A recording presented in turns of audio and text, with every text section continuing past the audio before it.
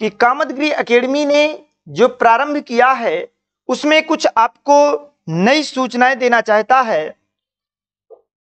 Kamadgiri academy के द्वारा जैसा कि प्रीवियस आपको जानकारी दी जा चुकी है कि कामदगिरि एकेडमी के द्वारा ऑनलाइन प्लस ऑफलाइन ये दोनों मोड में यदि देखा जाए तो सैनिक और नवोदय की बेहतरीन क्लासेस, सैनिक एंड नवोदय की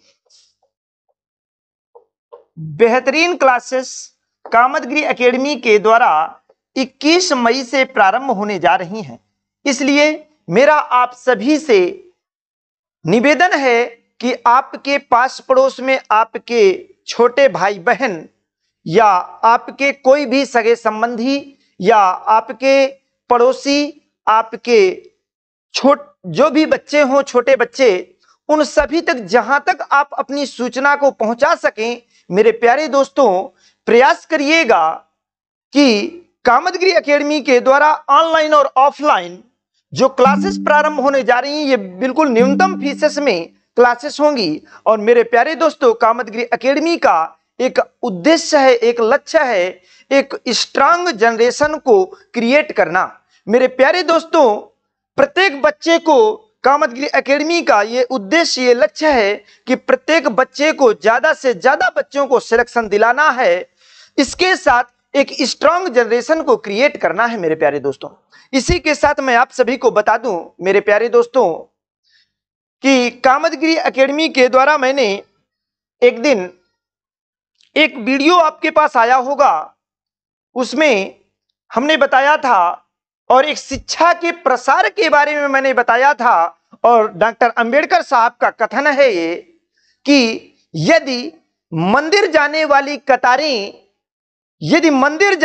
कतारें पुस्तकालय की ओर जाएंगी तो हमारे देश को समृद्ध होने से, शक्तिशाली होने से, महाशक्ति बनने से कोई नहीं रोक सकता है। मेरे प्यारे दोस्तों ये मैंने कहा था और इस पर एक महाशय, मैं उनका नाम नहीं लेना चाहता, उन्होंने हमें अपने तीखे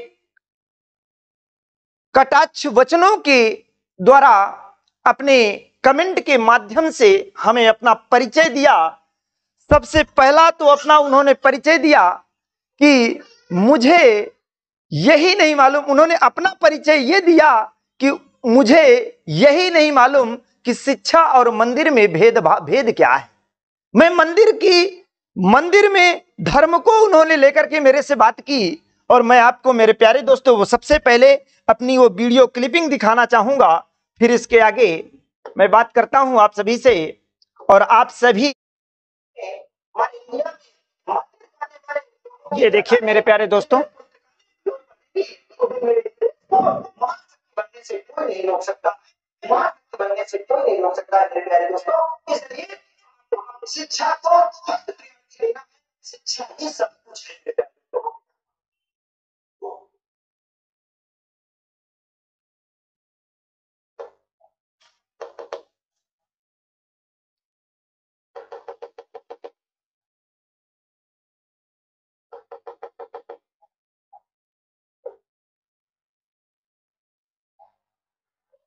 हाँ तो देखिए मेरे प्यारे दोस्तों आप सभी ने देखा कि हमने केवल एक शब्द बोला है, एक लाइन बोली है कि यदि मंदिर जाने वाली कतारें जिस दिन पुस्तकालय की ओर बढ़ेंगी तो उस दिन मेरे देश को, मेरे इस राष्ट्र को, मेरे इस भारतवर्ष को महाशक्ति बनने से कोई नहीं रोक सकता है। मेरे प्यारे दोस्तों ये बात मैंने कहा और मैंने कहा कि शिक्षा ही सर्वोच्च है। मैं आपको इसका प्रूफ देना चाहूंगा कि शिक्षा कैसे सर्वोच्च है और मैं उस महामूर्ख को भी बताना चाहूंगा कि सबसे पहले यदि वो शिक्षा के बारे में जान ले तो मंदिर का चर्चा ही करना भूल जाएगा। उसने मुझे एक चीज बताया, एक शब्द कहा, मेरे प्यारे दोस्तों ध्यान रखिएगा कि मंदिर, मस्जिद और चर्च, इनके बारे में उसने मुझे बताया। उसने कहा कि यदि मंदिर के बारे में इस तरह बोल रहे हो, मस्जिद और चर्च के बारे में यदि इस तरह बोलोगे तो तुम्हारे साथ ऐसा हो जाएगा, वैसा हो जाएगा। तो मैंने कहा मेरे प्यारे दोस्तों, मैं आप सभी से बताना चाहूंगा कि देखिए, ना तो मेरा मंदिर से कोई मतलब है, ना मस्जिद से कोई मतलब है, ना चर्च से कोई मतलब है, मेरा किसी धर्म से कोई मतलब नहीं है, किसी धर्म को कोई ठेस पहुंचाने का मेरा कोई उद्देश्य नहीं है मेरे प्यारे दोस्तों। मैंने धर्म पर बात ही नहीं की, मैंने केवल शिक्षा पर बात की है। इसे धर्म पर ढकेला गया है मेरे प्यारे दोस्तों, मैंने शिक्षा पर बात की है। मैं आप सभी को बता दूं, मैंने मंदिर की चर्चा क्यों की यहां पर कि सबसे पहले तो मैंने नहीं की, डॉक्टर अंबेडकर साहब का ये कथन था, उसको मैंने ज्यों का त्यों आप सभी के सामने प्रस्तुत कर दिया है। तो यदि आप डॉक्टर अंबेडकर साहब को, जिसको मैं बता दूं, यदि आप भारतीय संविधान को मानते हो, भारतीय संविधान को मानते हो, तो मैं आप सभी को बता दूं, भारतीय संविधान का प्रारूप तैयार करने वाले डॉक्टर अंबेडकर ही थे। और भारतीय संविधान के अंतर्गत यदि 389 टोटल सदस्य थे, तो उन सभी सदस्यों में संविधान सभा के अंदर डॉक्टर अंबेडकर से सर्वश्रेष्ठ योग्य विद्वान कोई नहीं था। उस पूरे संविधान के अंदर डॉक्टर अंबेडकर साहब ही महान सर्वोच्च योग्य व्यक्ति थे, जिन्होंने, और वही व्यक्ति ऐसे हैं जिन्होंने इस बात को बोला है। और इसके बाद अब मैं आपको दोहरे रीजन से इसको प्रूफ देना चाहूंगा मेरे प्यारे दोस्तों, ध्यान रखिएगा।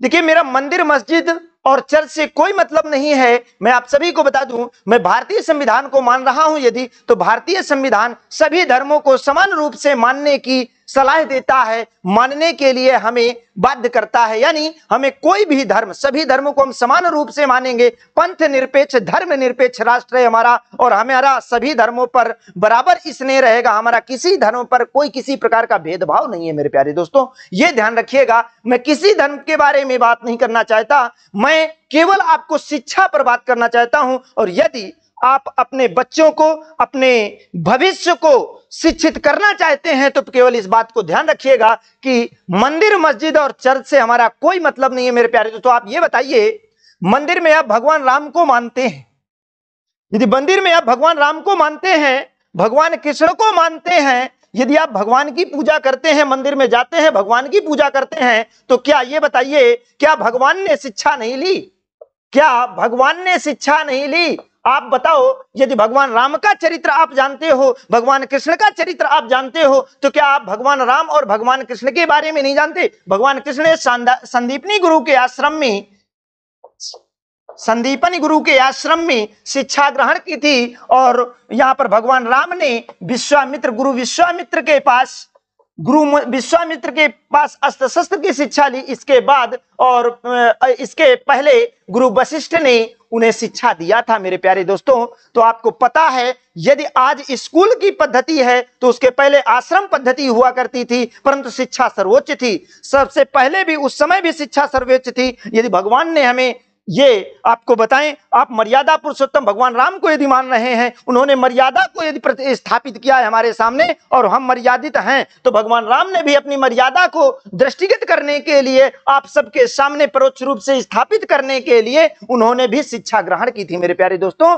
तो ध्यान रखिएगा, उन्होंने भी ये बताया कि शिक्षा ही सर्वोच्च है। आपने, और मुझे लगता है जिस महामूर्ख ने मेरे से ऐसी बात की है और ऐसे कमेंट से बात की है, तो मैं उसको एक सलाह देना चाहता हूं। उसको नहीं पता, एक लाइन है कि गुरु गोविंद दो खड़े काके लागो पाओ, बलिहारी गुरु आपनो गोविंद दियो बताए।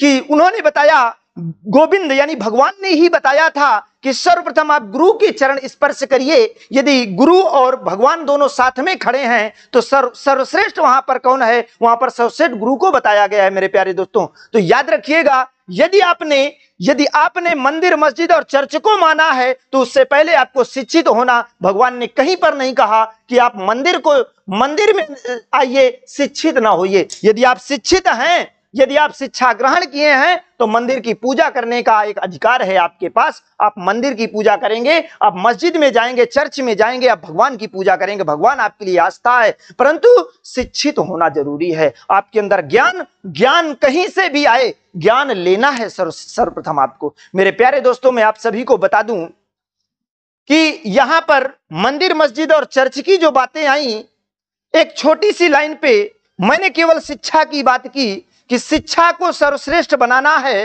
अपने राष्ट्र पर, और शिक्षित व्यक्ति ही आगे सर्वोच्च होगा। मैं आप सभी को बता दूं मेरे प्यारे दोस्तों, देखिए, हमारे इस जीवन के भी कई स्तंभ आते हैं। यदि हम देखें तो बाल्यावस्था, बाल्यावस्था, कई अवस्थाएं कई प्रकार की आएंगी। एक बाल्यावस्था होती है जब हमें खेलने का मौका मिलता है, खेलकूद, और हम स्वैच्छिक भ्रमण करते हैं, हमारे अंदर किसी प्रकार की कोई टेंशन नहीं होती है मेरे प्यारे दोस्तों।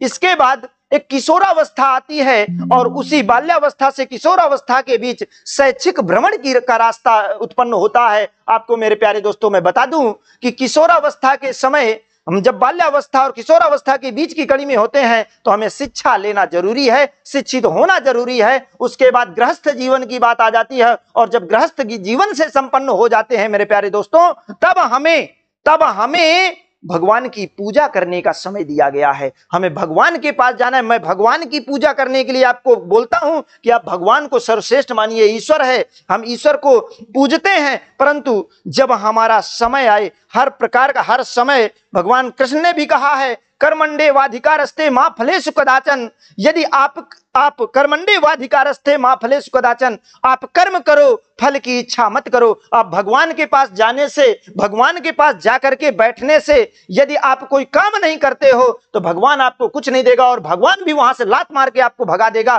क्योंकि आप नकारे हो। भगवान भी कहेगा कि आप नकारे हो। आपको क्या करना है? सर्वप्रथम आपको काम करने की सोचना है, अपना मेहनत करने की सोचना है। जो प्रेजेंट टाइम में, वर्तमान समय में जो काम आपको मिला हुआ है, वर्तमान समय में बच्चों का काम है शिक्षा ग्रहण करना।